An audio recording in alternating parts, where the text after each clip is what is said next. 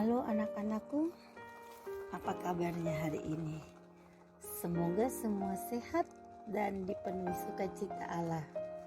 Luar biasa, hari ini ada kesempatan lagi buat Bunda Meske untuk kembali menyapa kita semua dalam Doremi, doa dan renungan misioner bersama sekami Santo Petrus dan Paulus Argapura, Keuskupan Jayapura.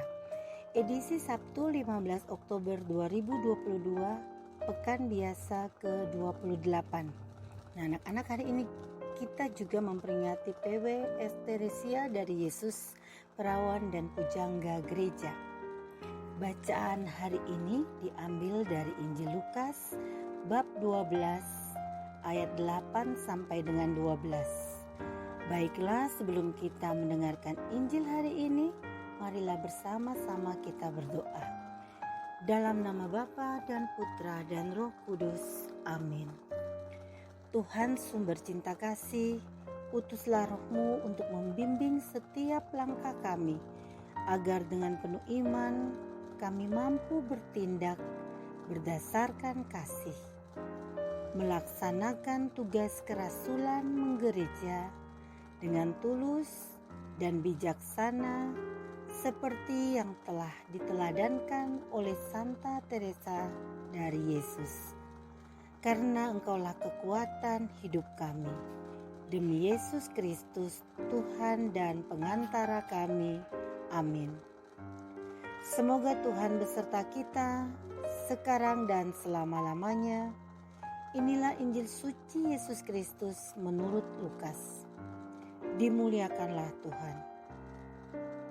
Sekali peristiwa Yesus bersabda kepada murid-muridnya, "Barang siapa mengakui aku di depan manusia, akan diakui pula oleh Anak Manusia di depan para malaikat Allah.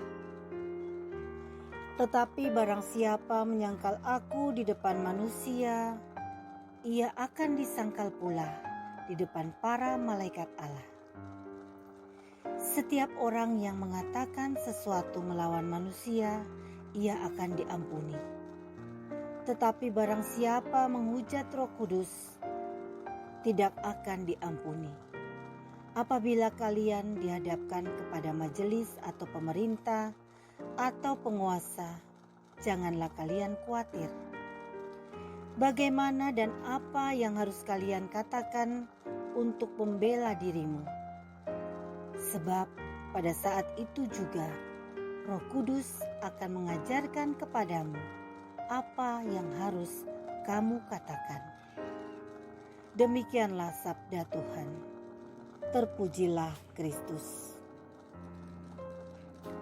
Anak-anak dan remaja misioner, agar memperoleh kasihnya, tentunya kita harus mengakui Yesus dan jangan sampai menyangkal Dia. Tapi sering terjadi tanpa kita sadari kita sudah membuat Yesus sedih. Contoh, kalau kita menyangkal Yesus, tindakan apa saja, antara lain mengharap orang banyak tidak tahu bahwa kita ini Kristen atau kita ini Katolik. Lain lagi, kita memutuskan untuk tidak bicara hal-hal yang benar, atau kita suka berbohong.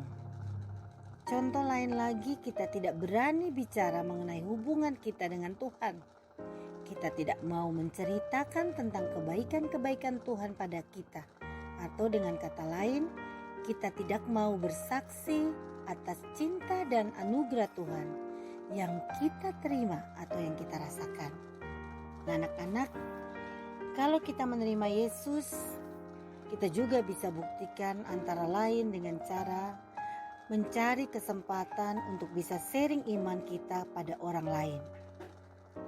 Membantu mereka yang membutuhkan, membela kebenaran, mengasihi sesama, atau menunjukkan secara terbuka kesetiaan kita kepada Allah. Juga menggunakan hidup dan sumber daya kita untuk keinginan Allah, yaitu untuk melayani Tuhan dan melayani pekerjaannya. Mengikuti Yesus selalu punya konsekuensi, terutama dalam memberikan kesaksian iman. Sejak awal Yesus sudah mengingatkan semua pengikutnya untuk berani menghidupi imannya dengan setia. Anak-anak Yesus mengatakan dengan tegas bahwa Roh Kudus akan mengajar murid-muridnya bersaksi, terutama ketika menghadapi tantangan, karena tantangan yang dihadapi tidaklah ringan. Begitupun yang kita alami zaman ini. Tantangan itu terkadang datangnya dari kita atau dari diri kita sendiri, bahkan dari orang-orang terdekat kita. Kita juga bisa melihat pengorbanan para martir yang berani bersaksi akan Kristus dengan mempertaruhkan nyawa mereka. Anak-anakku, pertanyaan buat kita sekarang. Kita yang hidup saat ini atau di zaman ini, bagaimana cara kita bersaksi atau menjadi martir di saat ini? Seperti beberapa hal yang sudah Bunda sampaikan di awal, secara sederhana juga kita bisa lakukan dengan menandai diri kita dengan tanda kemenangan Kristus, yaitu membuat tanda salib walaupun di depan umum, saat kita makan atau saat kita berdoa sejenak di kelas, atau ada di satu tempat di mana ada jam-jam doa yang sudah kita tentukan dengan Tuhan, umpama jam 6, jam 3 atau jam 12 siang. Doa Angelus atau doa Keraiman Ilahi. Bunda juga melakukan ini di kantor.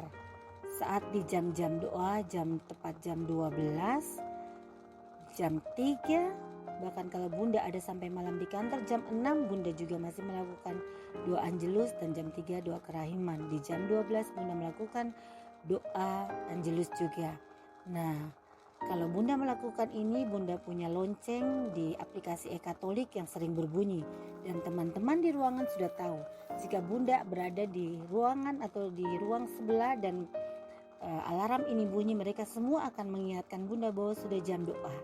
Mereka tahu bahwa waktu-waktu itu adalah jam-jam doa Katolik, dan mereka akan mengingatkan Bunda. Ini juga salah satu kesaksian yang bisa kita lakukan. Bukan berarti kita mau memberikan sesuatu yang menyombongkan diri, tapi kita juga berikan kesaksian dan mengajarkan kepada setiap mereka, orang-orang di sekeliling kita, juga untuk bisa menyiapkan atau menentukan waktu untuk bisa datang kepada Tuhan walaupun dalam keadaan sibuk sekalipun. Semoga anak-anak juga bisa begitu. Berlaku jujur dan tidak berbohong juga, ini juga adalah wujud konkret tindak kemartiran kita saat ini. Dan anak-anak, masih banyak lagi hal-hal lain yang bisa kita lakukan.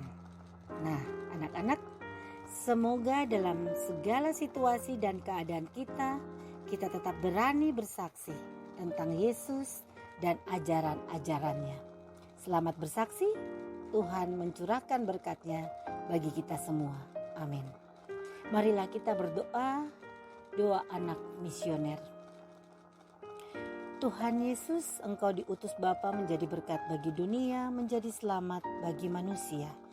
Utuslah kami anak-anak-Mu di Indonesia untuk menjadi sahabat yang kuat bagi yang lemah, sahabat yang rela berkorban bagi yang menderita payah, sahabat penghibur bagi yang sakit dan gelisah.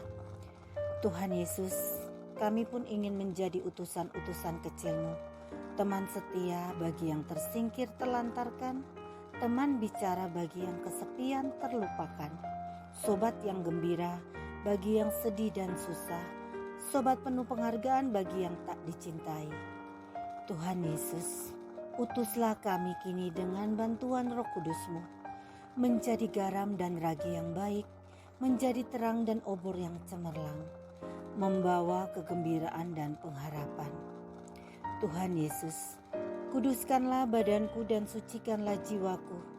Kupersembahkan diriku padamu hari ini. Berkatilah semua anak dimanapun juga. Berkatilah semua orang yang akan kami jumpai, siapapun juga. Amin. Bapa kami yang ada di surga, dimuliakanlah namamu, Datanglah kerajaan-Mu, jadilah kehendak-Mu di atas bumi seperti dalam surga.